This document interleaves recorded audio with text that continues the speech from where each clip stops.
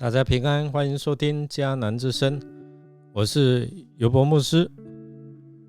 今天6月7号，我们要分享的是信心的誓约，路得记1章16到18节。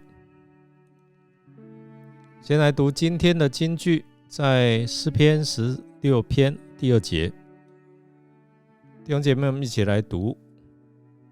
我对上主说，你是我的主，你是我一切幸福的源头。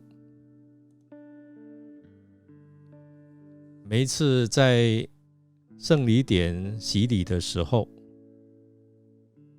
这些要受洗的弟兄姐妹，他们要站在台前要来誓约。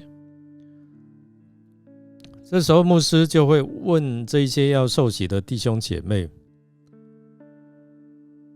你们是否有信上帝作为你们的天父，耶稣基督作为你们的救主，圣灵作为你们的保惠师？有没有，或者是愿不愿意？当他们说有，或者是愿意这样的一个宣告的时候，因为这样的一个誓约的宣告，使我们受洗归入基督耶稣的圣名，成为上帝的儿女。我们拥有这样做儿女的权柄，可以承接来自上帝国的一切福分哦。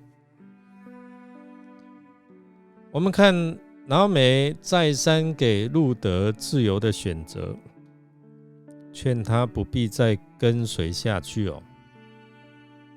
但是路得却大胆的用婆婆给他的自由，去拣选一条不自由的路，就是跟随受苦的婆婆。路得本身是外邦人，是摩押人，他之所以认识上帝，跟他之前所认识敬拜的基抹不一样啊。想必他是从拿俄米他的生活言行举止来目睹上帝的恩惠和上帝自己，故此他定义拣选拿俄米的上帝作为他的神。今天在教会当中，许多人可能我们只会传上帝的道，但却在生活当中很少活出上帝的荣美，因此比较少有人受吸引来跟随上帝。但还是有这些美好的见证呢。弟兄姐妹他有美好的生活见证，因此来影响到他的亲人或是所接触的人。从路得的话，我们可以看出他定义跟随拿俄米并不是出于一时感情的冲动，而是出于深思熟虑的结果。他知道他所要面临的将是怎样的境遇，但是他不以为苦啊，他苦得起啊，反而他欣然可以去面对。所以他说，你在哪里死，我也在那里死，除非死能使你我相离。他说出了一个忠心跟随主、至死不渝的心志。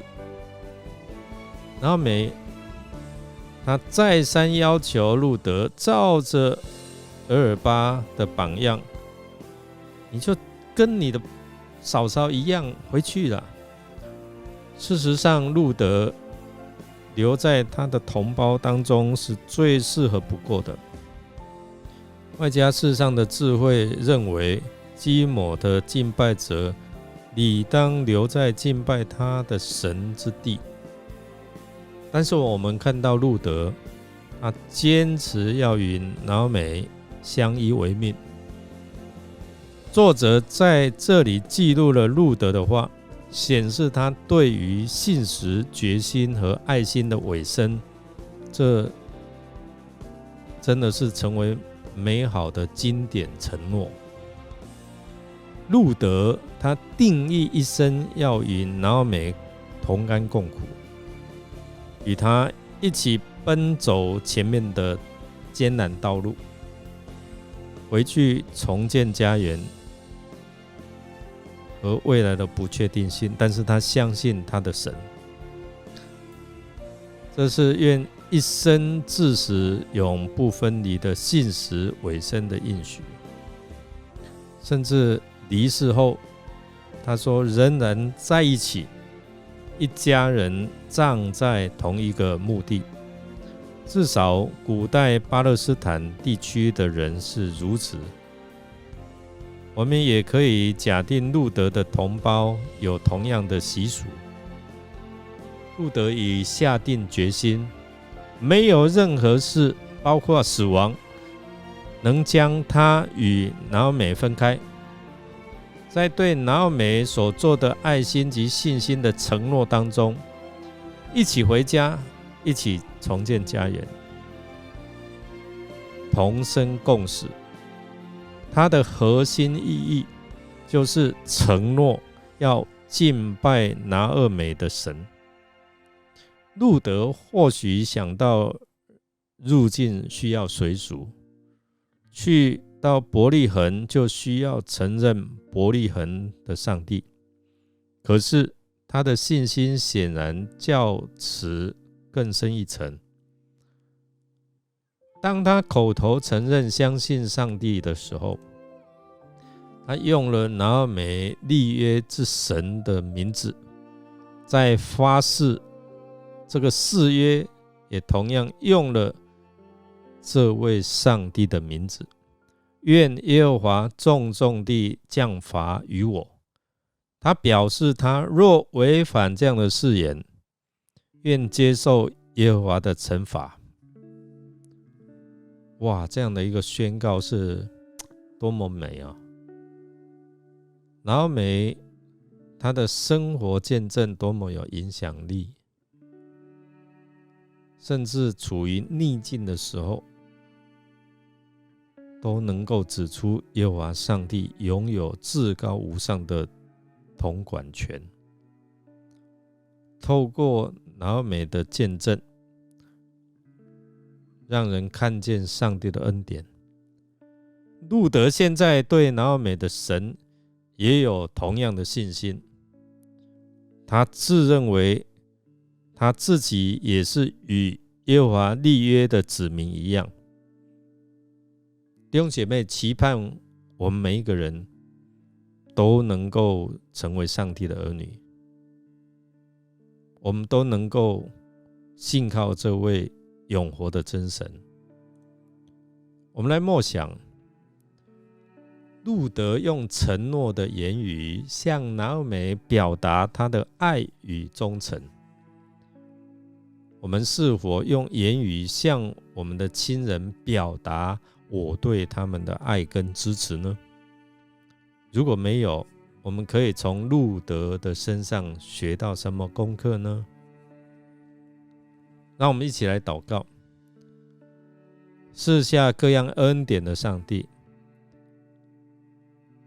借着这些经文提醒我们，帮助我们在每一天的生活细节中细细体会你的恩典，欢然面对一切的困境，不叫我们因这些所面对的困境而远离你。求你赐给我们力量和盼望，坚持走在你所赐给我们为我们安排的恩典之路，即使可能会面对一些的挫折困难。求你保守我们的心，继续走下去。我们这样祷告是奉靠主耶稣基督的圣名求，阿们。感谢您的收听，如果您喜欢我们的节目，欢迎订阅并给我们鼓励与代祷。